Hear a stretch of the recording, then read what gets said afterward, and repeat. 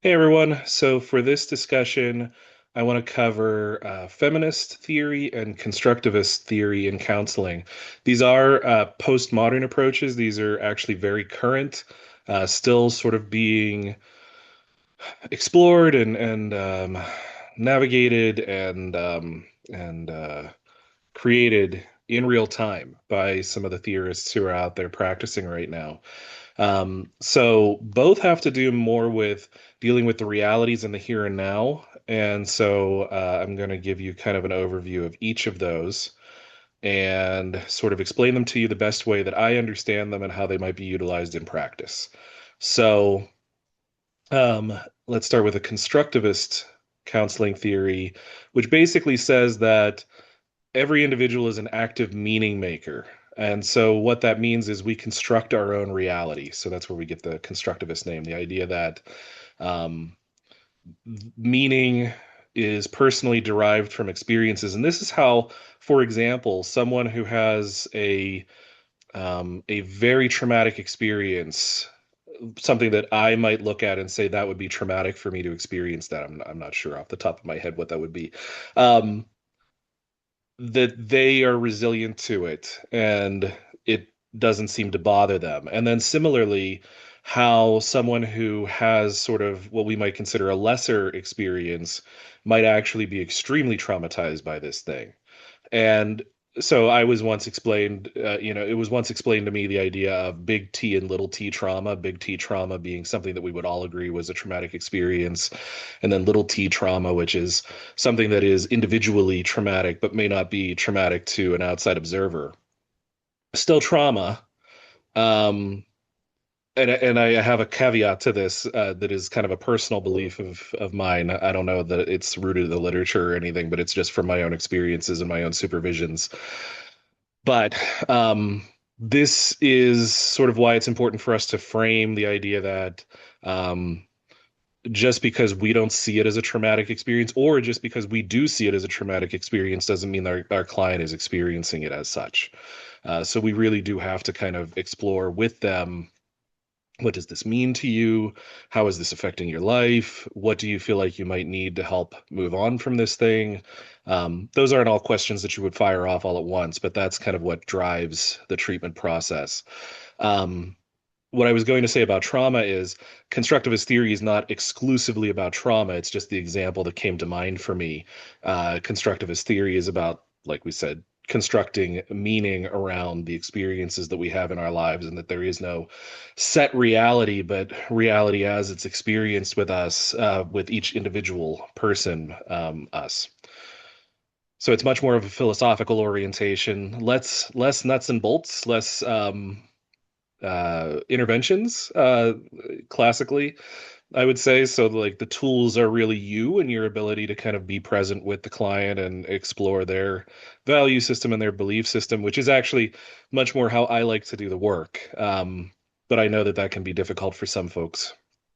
The other thing that I want to say is constructivist theory is also, and at least for me, was originally an educational background. So, an educational theory. So, when I went to my grad program, many of my professors were constructivist in their learning models, and so their belief was that the learning came from the teacher and students constructing a learning experience together, that the teacher brought their information, the student brought their perspectives and their experiences, and then learning was constructed between the two of them. So it's kind of like a lightning in a bottle thing. It's not something that we can plan for. It's just something that we have to bring our whole selves and an openness to explore in order to actually achieve growth. The other thing that this reminds me of is, and I don't know if I've mentioned this to you folks before, but a quick Google search or any looking into my history will certainly show it. But I'm a huge gamer and geek. That's the area of practice that I really identify with, is using, um, you know, geek and gamer culture sort of stuff to help my clients grow. We can talk about that another time. But anyway, one of the quotes that I really love, that got my wheels turning when I was reviewing constructivist theory to prepare for this conversation was in the mantra from Assassin's Creed, the game series. And so it is actually the creed. The creed says, um, it says, nothing is true, everything is permitted. That's what the assassins believe in the Assassin's Creed series. That got unpackaged at one point, and so the deeper explanation of it is to say nothing is true is to realize that the foundations of society are fragile and that we must be the shepherds of our own civilization. And then to say that everything is permitted is to understand that we are the architects of our actions and that we must live with the consequences, whether glorious or tragic.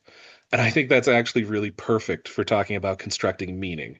So I want to leave you with that piece for constructivism because I want to certainly leave it open for further discussion.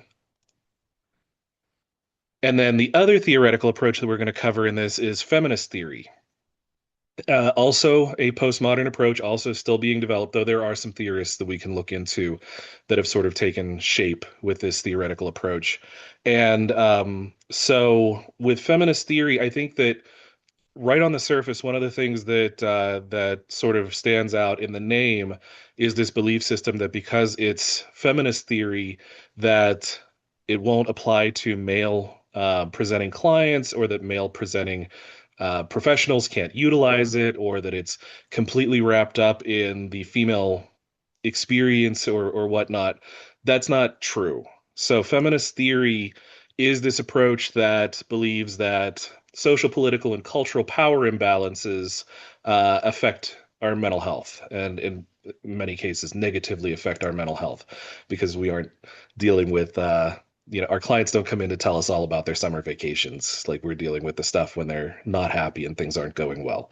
So feminist theory is really sort of grown out of the feminist movement and says that the personal is political and the political is personal. Now, it's not just all about politics, but it's saying that these social and political constructs have created power imbalances and that impacts us. And that's certainly very, no matter what side of the coin you're looking at, that is certainly very relevant today. Politics have become much more about value systems. And so it's less about believing in what is more fiscally responsible, or what is more of a social need, or whatever the case may be, and more about who you are as a person and what your values and belief systems are around these policies and procedures. And so feminist approach is still that sort of idea of constructing meaning because it's the individual person's experiences, but it is deeply rooted in this idea of analyzing and exploring the cultural power imbalances. Um, Non-hierarchical, egalitarian, and a collaborative relationship between the therapist and client. The goal is to empower the client, validate their experiences, and encourage social change to oppressive systems. So, really taking control of your life and helping, sort of understanding that there is an external locus of control that is trying to push on us. So let me talk about that real quick. Internal versus external locus of control is this internal belief system about where the ability to change occurs. So having a strong external locus of control means that you believe that things happen to you, that the outside is controlling the dynamic that is going on within your life, and that you are somewhat powerless against whatever is happening. You're kind of a victim of the circumstances. Having a strong internal locus of control means that you um, believe that you are responsible for everything that goes on in your life.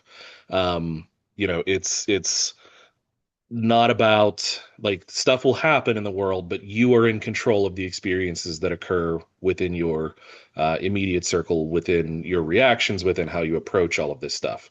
So the feminist approach would say that there is an understanding that there are these systems that are in place that are part of this external experience to us that challenge us, but that we need to shift into understanding that we have the control in our lives. And so, what can we do to make change happen?